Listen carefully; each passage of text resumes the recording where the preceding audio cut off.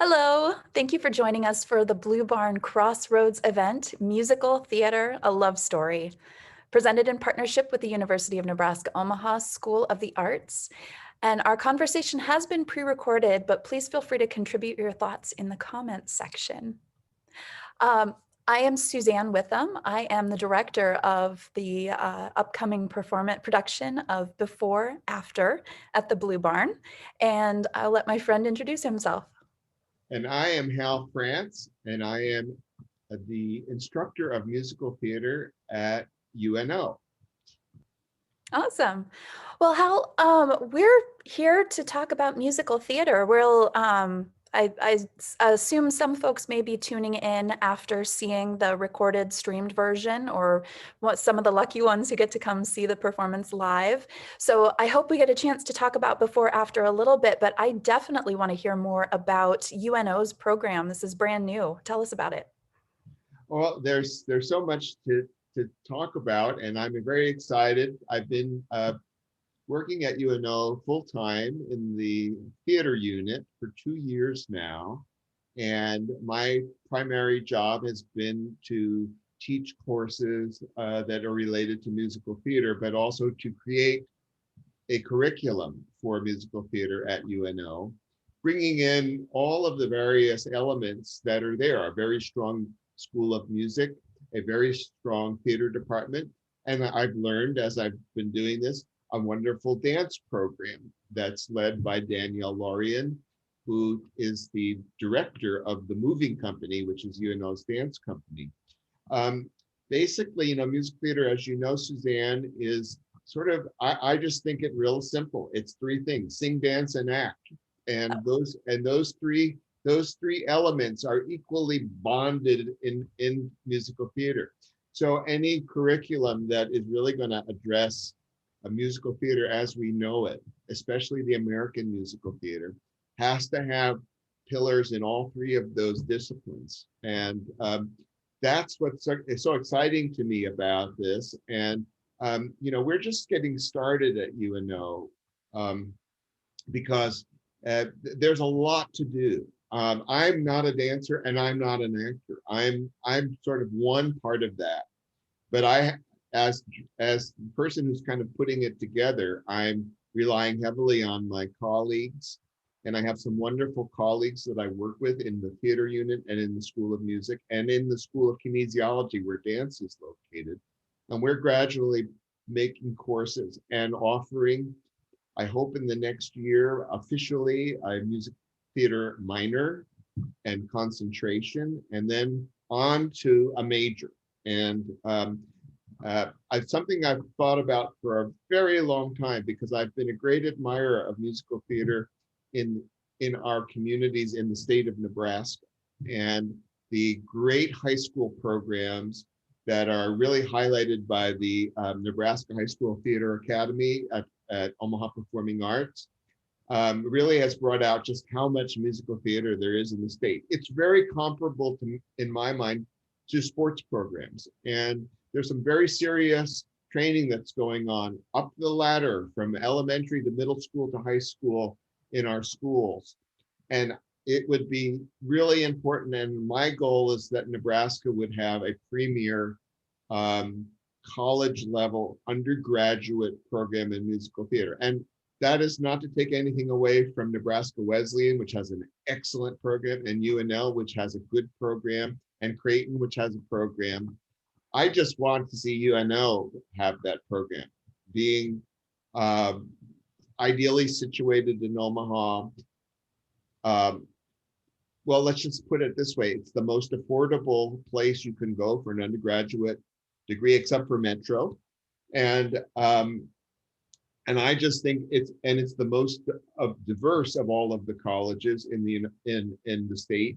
And therefore, I just feel like, wow, we need to have that. So sorry you opened up and I've given a long speech. You asked me one question. I hope you have like only two more questions, if that's going to be our whole hour. But anyway, I hope that answers a little bit of the question. We are really wanting for people to know that we are really thinking seriously about musical theater at UNO, and want to make those contacts with people who are interested in pursuing it. Yeah. When I was an undergrad a few years ago, a UNO undergrad, Yeah, um, we just barely had musical theater available to us. I think maybe my freshman, sophomore year was the last year that we did significant partnership with the music department. And it was part of the reason was it was so hard to get both of those departments working together and speaking to each other because they have competing interests. Something as simple as the one theater class that all the majors had to attend, theater lab on Wednesdays at noon, conflicted with the major choirs rehearsals. And so, there just wasn't a lot of communication between the departments. What kind of work have you done to get everybody on board to those three pillars you talked about? How are you yeah. working with the different departments?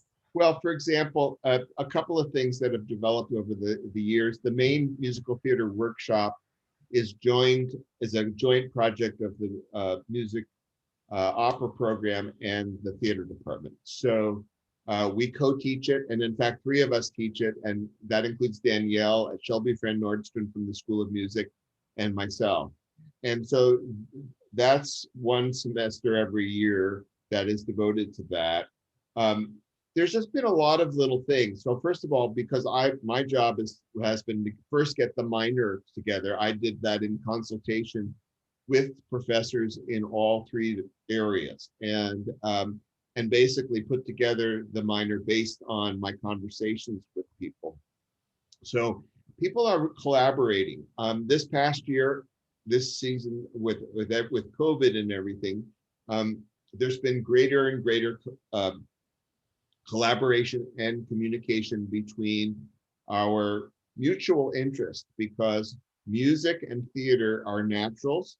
Opera and musical theater are naturals, and basically we have in theater an extended production capacity, and they have in music a lot of the people that really would cast and make these productions a higher level. And also basically, I think the first thing I would say to anybody who wants to do musical theater is you have to know how to sing. And that sounds like a really simple thing, but it's not. You can't just sing. You have to know how to sing. And therefore you need voice lessons. So no actor that wants to really seriously approach doing anything in theater that is musical can afford to not take voice lessons. And so that's like an essential part of it. So we're offering a course in voice in the theater unit as well as in the School of Music.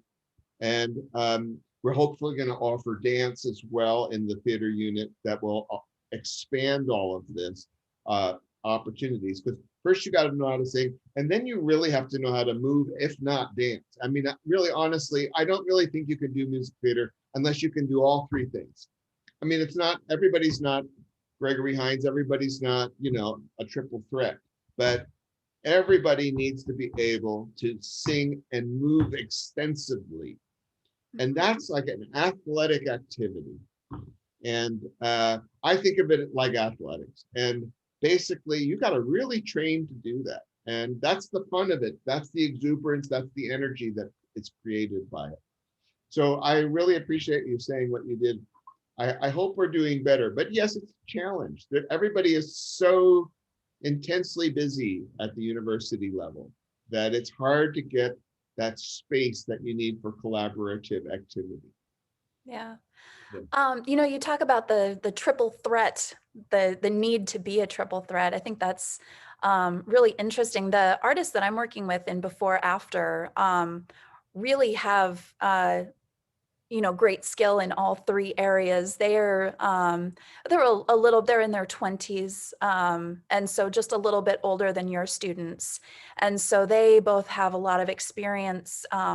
Scott has trained with music. Alyssa trained. I think Alyssa's background is musical theater, but it's primarily acting. But both of them have natural ability, natural movement ability, and so it's really exciting to get to work with them and sort of pull out their strengths, and then challenge them in the places that they have that aren't aren't their greatest strengths, I guess. Of course, my two performers are brilliant in all three areas. But having worked with folks, it's exciting to get to work with. I think of myself primarily as a theater director. Musical theater has kind of come to me recently. To really get to work with singers on their acting and watch them grow is really exciting. That's one of my favorite things, is really watching actors, performers grow through a production. There's a lot of, I think your comments about training are interesting, because I know in just in the Omaha area, there's not a lot of training that goes on outside of the university. And so a lot of that training, education, growth happens in production and in rehearsal. But I love what you have to say about the training aspect and the sort of the rigor that's involved in UNO's program as it's developing. Well, I want to go back to talk about your show a little bit, because I really want to know more about it, Suzanne. But just to address what you just said, I'm very new to all of this. I mean, I come from opera, and because I had an extensive background in opera and did a lot of musicals along the way, it was kind of thought that I would be a natural to go into this sort of different area, musical theater. But the truth of the matter is, I'm at a fairly advanced stage but I'm really starting from scratch. And the more I really see this as what it is, the more I think that, we whittle away at it a little bit. When people can act and people can sing and people work at interpretation of songs from musical theater. But it's a very big difference to actually get up and do a 6-minute number in which you're moving all over that stage. And you have to be not only good at it, you have to be great at it, because people are watching you. And we're used to watching people who know how to move. And at the same time, you are a sound machine, which means you have to have really strong fitness and lungs to be able to do that. You're creating both the energy of the movement and the sound that it is absolutely part of. So that's really why the training is so important. And like you say, I think outside of really top-notch musical theater programs, I'm not sure that people get that a lot. I mean, I've seen some high school productions, quite honestly, where people are working with really good choreographers and they are naturally talented. And I was amazed at some of the things I've seen this past year, because I go pretty much once a week to see a show, and so there's a lot of talent and there's a lot of something there to build on. But I want to go back now. I hope I answered your question a little bit, but I want to talk a little bit about your cast and doing a show with only 2 characters. First of all, there are some other examples of this in the musical theater repertoire, but it's relatively a kind of a newer thing that contemporary musicals are doing, sometimes out of practicality. Like, you really have to do really small productions because it's so expensive now to do big shows. But that's all you really need, is 2 people who have this sort of relationship. So what's the story in the musical that you're doing, and how does that triple threat skill set come into play in your production? Yeah, well, so the general plot of the musical is that Amy and Ben meet on a hilltop, and Amy sees the love of her life. The two of them had built a life together, fallen deeply in love, and then he left. And Ben is standing there meeting this woman, Amy, for the first time. And it's because he has amnesia. And it's sort of a silly outline it's a sort of a silly setup for a musical, but it's so beautiful to watch them fall in love twice, really, is what you get to see. And so the first scene is Ben meeting Amy for the first first time, and Amy makes a decision in that moment that she's going to start over again, and their relationship's going to start over again. And then the show bounces back scene by scene before and after. So you get to see their first relationship and how it developed. And then at the same time, you get to watch their second relationship develop. And so it's kind of the, what if you got a chance to start all over again? Well, here's what it would look like. And so it's a charming love story, but more complicated than that, and certainly more interesting and told in this way. And with two performers, like you said, it's easier to produce. You have fewer schedules to work with. You have fewer paychecks to write. I guess the cost is certainly a consideration, but the music that's written for this sort of 2-person, 4-person genre is the more contemporary music is really exciting to get to work with. Just beautiful stuff that these musicians are getting to sing. Working with 2 performers is really nice because you really get to work on the relationship between them. And these 2 performers have performed twice before. My music director, Liz Stinman, and I have worked with these 2 performers 2 times before in bigger musicals. We worked on Little Women first and then Into the Woods. And they just have really great chemistry. They have a lot of fun working together. Their working styles match really closely. They're both just, such dedicated performers. They both work on their craft outside of rehearsal. And so it's great because we get to really focus on the collaborative elements of, whereas in a bigger musical, it's almost like directing traffic. Get everybody over on that side of the stage and sing out. But working with 2 people, you really get to dig down in the individual performances, and you certainly get to spend more time working with the artists individually. And so that's been a real joy. Plus, they're just like nice human beings to work with. We all get along really well. And that dynamic of the dynamic that I preach about collaboration, I really feel like this group has gotten to know each other well. And so it is a matter of collaboration. It's them bouncing ideas off of each other, off of me, the music director, offering input into the acting, the book scenes. I get to offer input into the music. It's really been it's just a fun group to work with. And have I said the music is beautiful? The music just breaks my heart, or makes me laugh every night, even though I've seen it over and over for weeks. That's a wonderful endorsement for it. I can't wait to see it. It sure helps that the music is uplifting and has a staying power, so that you continue to be interested in it. And I think that's one of the real telltales of shows. Yeah, it's so interesting. Yeah,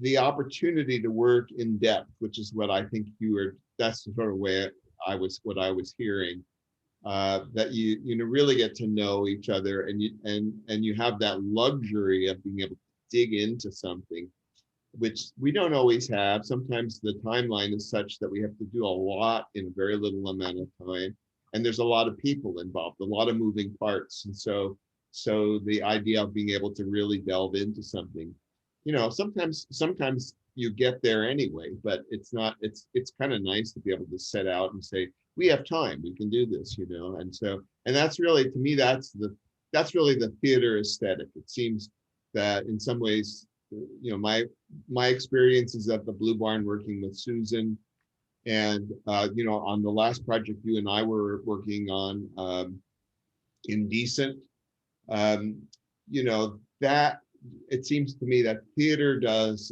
in some ways a better job of getting to the heart of a story than my experiences in the opera aspect. Not to say that it never happens, because it often does, but just that there are more moving parts, there are more people, and there's more to it in some ways. So it gets spread out, whereas theater can really, just double down into the stuff. And so it sounds like you're having a real theater music experience with Liz, who's absolutely great. And I was going to bring up Into the Woods because I know you guys did that together very successfully 2 summers ago, and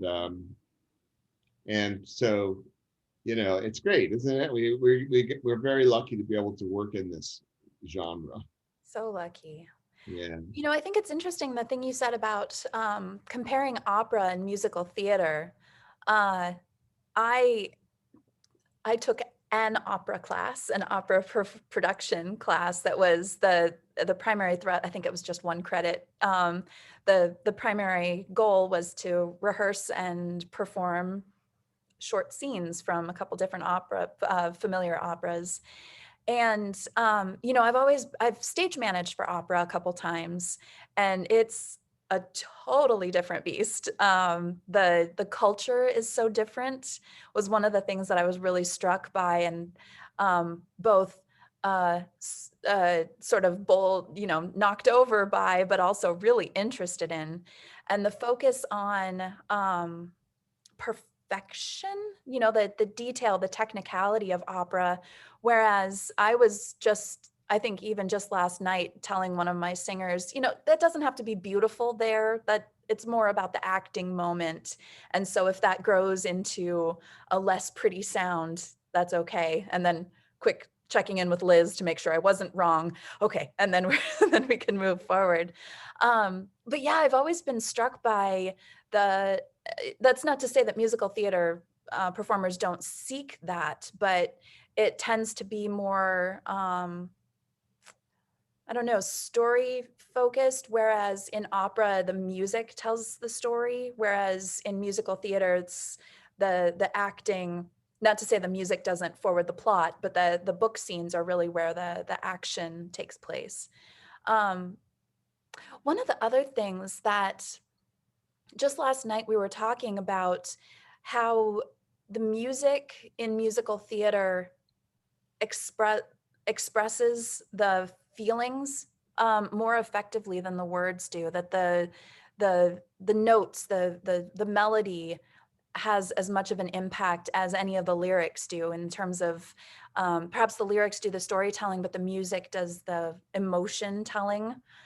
I'm wondering, so like I'm saying, my opera experience is like this big, and yours is, you have such a wealth of it. Can you speak to like that?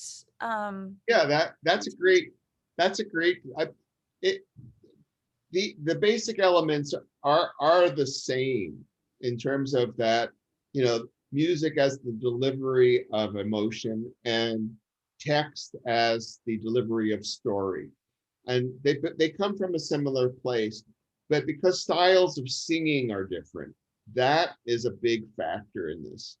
And so in opera, um, the composer tries to put everything into the singing line, and also just in the range, because most musical theater kind of falls much closer inside the speaking register of the voice, whereas in opera the whole idea is to extend way above the speaking register, so you have a whole octave that's used heavily for both men and women, that at a certain point which words become less intelligible and sound becomes the thing, the thing that really travels. And so that's a big thing. And so, and there are millions of kind of interfaces where musical theater, like, I think about Sweeney Todd, for example, which when it came out was, you know, this is the great American opera,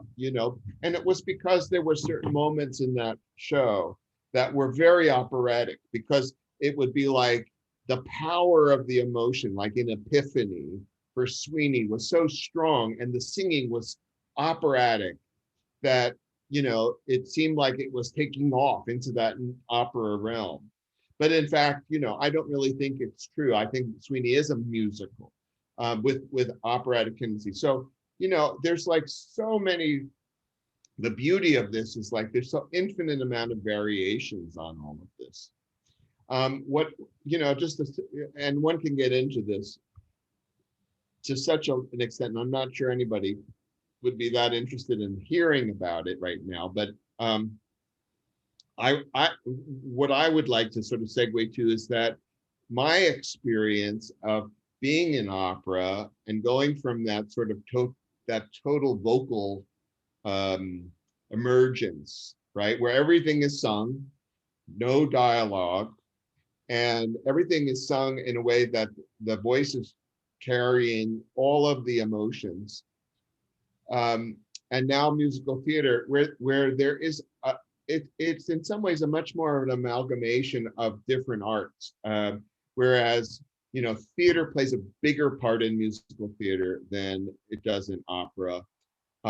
When you just look at what it takes to create a musical and all of the different disciplines that are part of the creation of a musical and how carefully it's done over time. And when you look at the playbill from a musical and you see so many names and so many different roles that are played by people, it's getting that perfect mix of all of the elements, music being one, dance being one, staging and acting being one. I just love it. And then, of course, in contemporary musicals from somewhere in the 60s on, we have the infusion of popular music styles into musicals, which has really opened up, so many different kinds of talents are employed in different musicals, from a pop style of singing, from a jazz style of singing, from now, we have country, we have rock musicals, we have all of these different things, and they all in some ways are different or joining in different styles. It's such a wide palette, and I just love it. But it's such an education for me, because you could kind of say legitimate singing, which you might call opera legit, right? And then you have golden age musicals that use a lot of that same stuff because they didn't have microphones back in the 40s and 50s. They were writing for the same sort of thing. You had voices that were very operatically trained, leading Oklahoma, Carousel, all of those shows. And so you have legit singing in musicals, and we have all the revivals that we've done, King and I, and Kiss Me Kate, all these things that have come back in recent years and are still very big. At the same time, you have Chicago, you have all of the Sondheim canon, you have so many different things, and then we have hip hop and rap. We have all of these styles. We have musicals that sound really country. We have rock, country, folk musicals. Next to Normal, all these things. It's just a feast, and I love it because I like all these different musical styles, and I'm just learning about this. But I would say that's what I love about musical theater, is that so many different people can participate in it. You don't necessarily have to be born with a certain kind of voice in order to be able to negotiate it.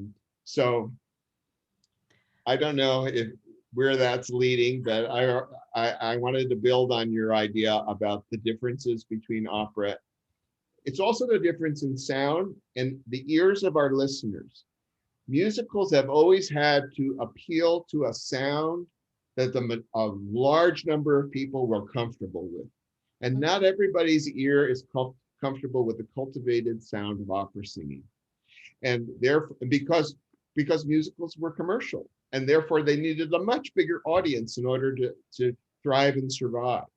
And so, you have more people singing, not up in the stratosphere, but right where we speak, as close to where we speak as possible.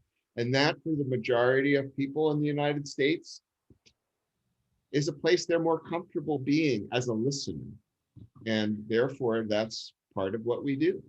Try to make it sound as much like speaking on pitch as we can. Yeah. I grew up listening to Les Mis was popular in our house, but so was the Rodgers and Hammerstein canon, I guess.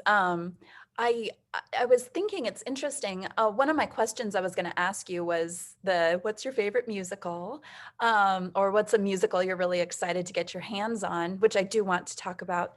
But I struggle with answering that question myself, because there is some really great music in those earlier genres, but maybe some problematic themes, or you mentioned Carousel.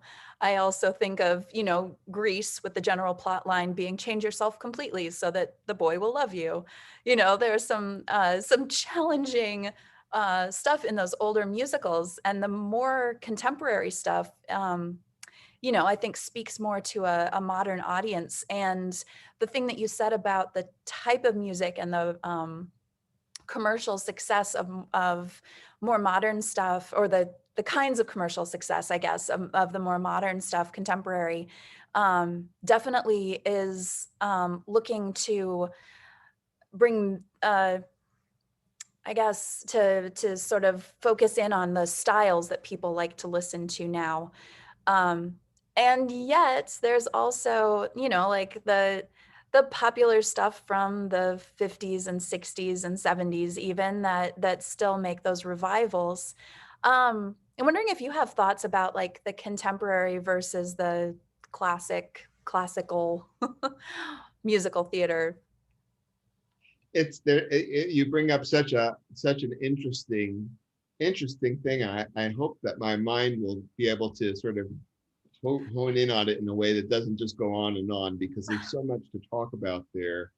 My So, question was rambly, so, so your answer so too. and sort of talking about things that are exciting, um, and also things that are problematic. Really the great musicals that seem to have life in their second, third, and fourth lives almost always have to be adaptable to the the ideas that we have about people. And so, a certain point, you get away with things that now we consider sexist or misogynistic or culturally inappropriate, or misusing and misplacing racial stereotypes. I mean, all of our theatrical history, just like our history, is a very, very slow evolution. And entertainment does not lead the way in changing our attitudes about what is the way we want to be respectful of diversity and for people being different, and respecting our differences. And there's an awful, in the history of musical theater, there's just like an awful trail of racism, for example, where entertainment was for several decades in the beginning of musical theater, blackface was still considered something that people wanted to go and see. Careers were made out of that. White people putting black on their face and doing the stereotypes and all of that. Fortunately, that died away, but still, it was not necessarily replaced with anything that still feels like it's completely valid, and we're still evolving. But sort of the contemporary last 30 years, there have been shows that have, represented characters who were diverse better than they used to. Women have better representation. Racial minorities, better representation. Gender, better representation. But we still have a long way to go. But it is nice to see, and I do like musicals. I am very fond of musicals that deal with serious subjects. And there, of course, the Pulitzer Prize went to Next to Normal in 2009, which dealt with mental illness, and yet was, is a very rich musical that's got lots of things that sort of both make you think and also deliver that thing that musicals can deliver. I mean, you have to. I think that there is a point in which something might be trying to deliver a serious subject, but lacks that humanity that we expect. And you've got to have that thing where a person can come out there and be that human being that lifts people up, makes people pull for them, like them, want them to succeed. There's so many things that I think that there are limits. I think musical theater can't go quite as far as straight theater can go in terms of, where it can really bring us. There's a balance there.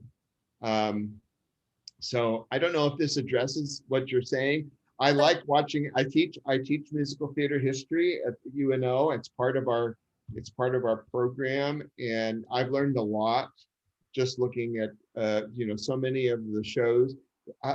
Just like with sports, first players of diversity came, and then eventually managers came, and then to some extent, but not nearly enough, people in the front office representing different groups.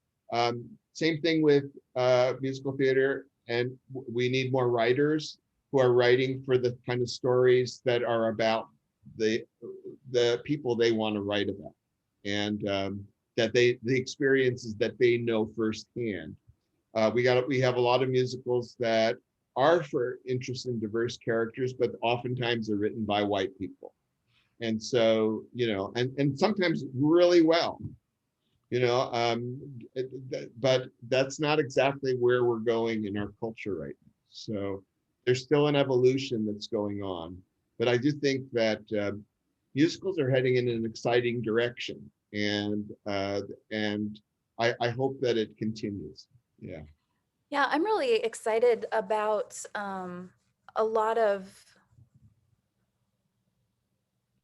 This is going to be one of those moments where I'm going to ask Bill to edit me out because I'm not sure what I'm getting ready to say.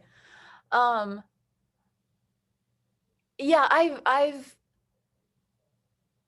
oh, we were on such a roll and now I space out. Oh, that's okay. That happens. And that's the beauty. That's the beauty of this. We can edit. Thank you, Zoom. Yeah, exactly. Well, what else? I did want to ask that kind of fluffy question. Yeah, I hate that question.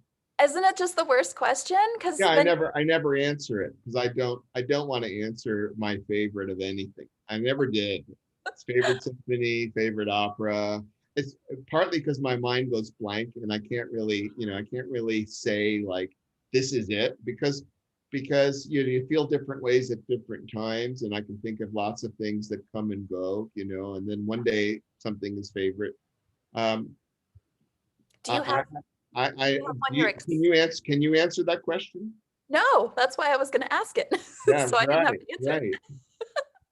it. I think probably my favorite musical is either the one that I'm working on, Yeah. whatever it is. The week that the world shut down, I opened Tuck Everlasting, and that was just the production we worked on. And I'm always like the people first. I love the material I'm working with, but I often focus on the people that I'm working with. It was such a wonderful group of people that were so passionate and working so hard, and then got cut short. We got just a short run, but we did get in 3 performances. That was my favorite musical of all time that month.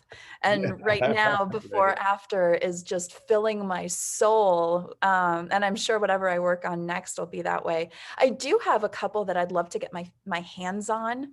There was a great revival of Oklahoma that won all kinds Yeah, of awards a couple years ago. And yeah. I've thought what fun it would be to get my hands on something really problematic like Carousel and give it a more modern treatment. Do you have stuff that you're excited about putting forward as possible season? I don't know. You probably can't disclose super top Well, secret stuff.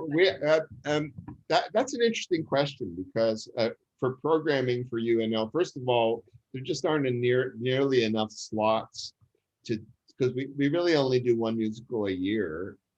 Although we're trying to expand that and create more opportunities in that field. And so we're looking at doing a couple other smaller projects next year.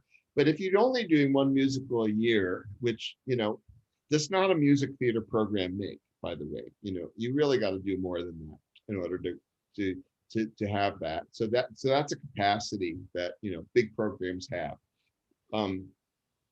but with the issue of like a 4-year stint where someone's in school and you're doing, you have one big musical a year, you want them to come away with sort of an idea of what's out there. And so you definitely want them to have a golden age experience. You want them to have a Sondheim experience. You want them to have, well, invariably you will do contemporary, because that's really what most young performers know the best. And also those are things that are often more producible. And so, in my very short time, we've done 2 contemporary musicals. One was Dogfight, which is Pasek and Paul, and then last fall we did Songs for a New World, which basically every university program in COVID times has done, because it's like a perfect thing to do, because it doesn't involve, it can involve this sort of social distance. And so and those were both really great experiences, and I enjoyed doing them. But we're thinking about a golden age for next year. And then really to build the program up is so that you can do Guys and Dolls, and you can do My Fair Lady, and you can do big shows. And of course that's what I would like to see our program do, is do big shows. This year I've seen high schools do Sound of Music at the school near where you guys did Into the Woods. It was superb. It was really good. And a lot of people are doing Into the Woods also. I'm going there on Friday night to see it at Burke High, and there's a lot of places that have done that show, and that's a great show. And if I was going to say what I really get excited about, I do love Sondheim, and I think that there's so much to dig into with Sondheim. He's such a genius, and it's from a musician's point of view, it's so satisfying. And of course, I'm very much looking forward to doing Sweeney Todd with Susan Clement Toberer at the Omaha next in 2022. And of course, that's a dream thing for any conductor or for any musician to do that show. That's an amazing. That is an amazing thing. It's like it's such a masterpiece. So yeah, and that's easy. But yeah, I really like, of course, I like everybody else, I was thrilled with Hamilton, and I know not everybody is, but I was, and I'm thrilled with In the Heights. I love that talent of Lin-Manuel Miranda. I hope he writes another musical. I'm not sure he ever will, because he's so busy being himself. But and so many things. So anyway, we're looking at a golden age, and at some point before we wrap up, I should give a little pitch to our upcoming musical theater evening that we are offering at the Blue Barn in May. And that program hasn't officially, even the title, it hasn't been officially named, but I would tell everybody a little bit about that, which is that because of the circumstances of this year, a chorus line, which was scheduled to be produced by the Blue Barn this spring, is not going to be happening. Hopefully, still to come. But in its place, we're using the outdoor stage to do an evening of musical theater featuring 10 outstanding musical theater singing actors from this area, and also featuring young talent from high school and from college ranks in a spotlight feature as part of every night's program.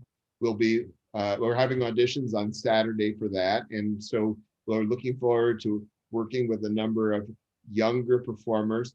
But our program for the musical theater evening that we're doing ranges from Golden Age to shows like Cabaret, to shows Sunday in the Park with George, a lot of favorites, things from Wicked, things from Lion King, a lot of popular stuff, and also some things that are a little bit different, some Disney stuff. We're doing some Shrek. We're doing one of my favorite musicals, Ragtime, and Next to Normal. I think I'm covering it. Chicago, yeah. the full Monty. Yeah, so quite a nice range of shows, and featured in a kind of a simple setting, not fully like mega produced, but with direction and choreography and great individual talent and a wonderful ensemble. So I'm really looking forward to it. We're just really getting started right now, so we're in the throes of getting the show learned and put together. And that's also, you know, the joy of doing this work is the spirits of the people you work with. And you know, we try to come up with good ideas that make everybody excited to be part of it. And that excitement feeds a kind of group energy. And hopefully that'll be something really strong by the middle of May when we start to share it with audiences. Especially this coming out of this last year, I think what you say about, you know, artists being so excited to perform, and I think that really lifts everything up. Yeah. Yeah. Yes. Well, Yes. I guess we can probably wrap up here. I have had a delightful time chatting with you, Hal. We don't get to do this often enough. Well, you're absolutely wonderful at it, Suzanne, and you have very easy to talk to you. And I really enjoyed it, and it was great to sort of get reconvene our friendship. And because I remember you when you were a stage manager, and I remember you when you were at UNO, and I think our first time working together is down at Coneco, where you worked for us for a little while in an Yes. internship, and so and you've done terrific and really blossomed as a director, and I'm really happy to reconnect with you. Well, thanks. Let me just wrap up by saying thank you to those who tuned in to listen with us, listen to our chat that the two of us got to enjoy so much. I hope everyone else did too. Um, I want to thank people for joining us for this Crossroads event, musical theater, a love story. I want to say a big thank you to our guest, Mr. Hal France. I hope folks will be able to join us for the one night only digital presentation of Before After. It's going to be available Friday night, April 23rd. It begins at 7 p.m. You can get virtual tickets at www.bluebarn.org. And while the production is streaming, you can start the stream anytime between 7 and 11 p.m. and you still get to see the whole thing. So if you'd like more information about the musical theater minor at UNO, you can visit arts.unomaha.edu.